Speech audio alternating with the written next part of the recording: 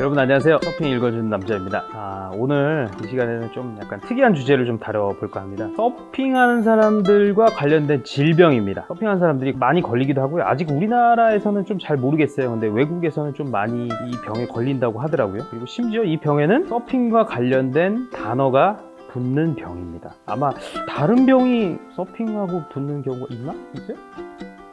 허리? 축만증 같은 거?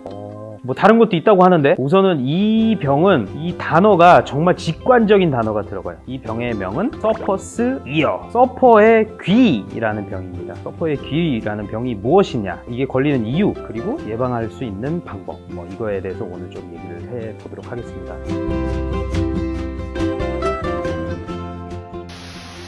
서퍼의 귀, 당연히 귀 관련 질환이겠죠? 귀에 생기는 병입니다. 이 병에 걸리는 이유가 우리가 이제 서핑을 하다 보면 찬물에 많이 들어가잖아요. 그리고 온도 변화에 많이 노출이 되는 편입니다. 그리고 귀는 외부에 있는 게 좀 들어올 수 있는, 어떻게 보면 구멍이잖아요, 구멍. 그러니까 구멍으로 물이 들어왔다가 나갔다가 바람도 들어왔다 나갔다 그러잖아요. 근데 사람 신체 안으로 뭔가 들어올 수 있는, 직접적으로 훅 들어올 수 있는 게 사실 콧구멍?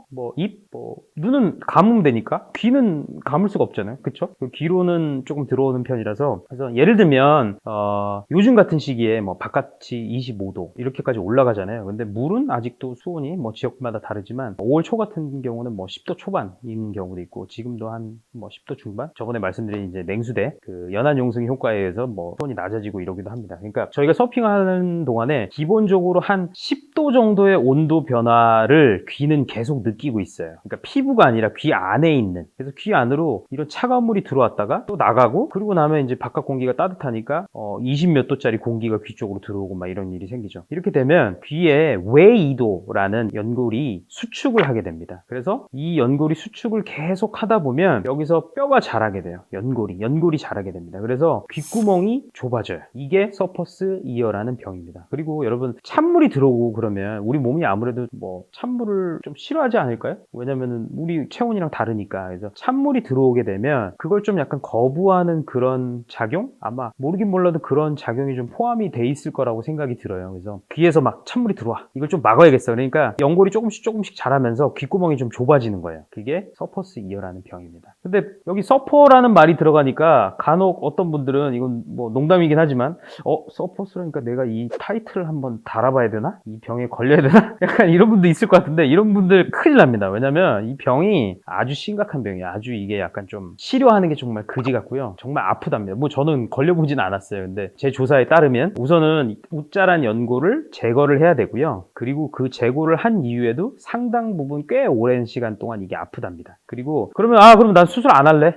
그냥 내비둘래? 자랑스럽게 어디 가서 난 서퍼스 이어 있는 사람이야. 이것도 안 돼요. 왜냐면 이게 소리가 잘 안 들려요. 귓구멍이 작아지니까. 너 귓구멍 막혔니? 이런, 막힌 건 아니지만 작아지면 당연히 소리가 작아지는 거죠. 그리고 귀가 작아지다 보니까 들어가는 것도 줄지만 나오는 것도 줄어요. 그러면 안으로 들어갔던 물이 안 빠진다든지, 그리고 또는 귓밥이 안 빠진다든지, 귓밥이 잘 이렇게 안 된다든지, 약간 이런 현상이 있다고 그래요. 그래서 소리도 잘 안 들리고, 그리고 귀 안에 이제 이런 위생이 안 좋아지겠죠. 왜냐면 안에 이물질이 계속 있을 거니까. 그래서 이제 좀 염증 같은 것도 생긴다고 합니다.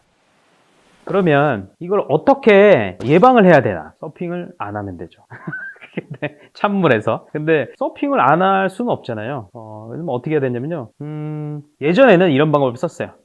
물에 들어가기 전에 껌을 씹어서 귀 안에 넣습니다. 그러면 찬물이 닿는 순간 껌은 굉장히 빨리 딱딱해 탁 돼요. 그래서 이게 착 되죠. 근데 이게 단점이 뭐죠?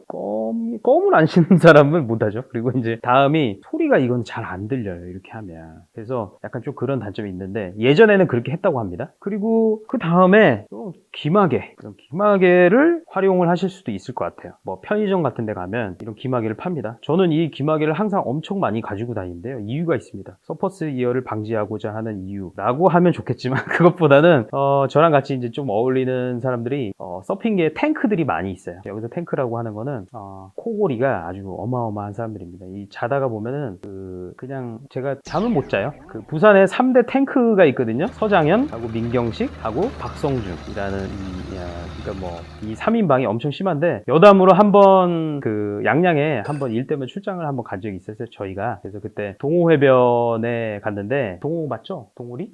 그쪽에 이제 그 젯시티라고 그 서핑계 되게 오래되신 고인물 중에 한 분인 부근형이 이제 젯시티라는 곳을 하는 곳인데, 젯시티가 무너질 뻔한 적이 있다고 합니다. 왜냐면 3명이서 같은 방에 잤다고 하니까. 왜냐면 저도 잤는데 힘들었어요. 그래서 항상 저는 이걸 가지고 다니는데, 이게 서핑할 때 이걸 쓰시면 좋고요. 그리고 요즘에는 말씀을 마무리를 안 했네. 젯시티 부근형 저희 가면 통닭 좀 오늘 이렇게 말씀드려서 좀 해주세요.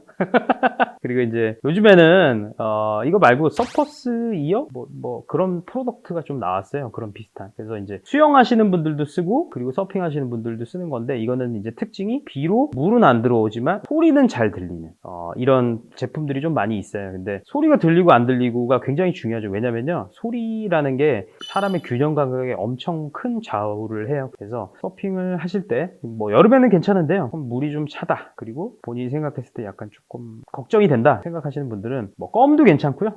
이런 이어플러그 또는 서퍼스 이어에 그걸 위해서 만들어진 그런 프로덕트가 많이 나와 있으니까 그런 제품들 사용하면 될 것 같습니다. 오늘 여러분들과 이제 얘기를 나눠봤던 주제는 서퍼들의 질환, 그 중에 서퍼스 이어, 서퍼의 귀란 질병에 대해서 얘기를 해봤습니다. 여기 이제 정보 잘 활용해서 이런 아픈 이런 질병에 걸리는 일이 없으시길 빌겠습니다. 서핑을 해보고 싶은 분, 그러면 해야겠죠? 올여름에. 그리고 서핑을 해보신 분, 그러면 서핑을 해봤으면 더 잘해야겠죠? 그러니까 저와 함께 서프스 업!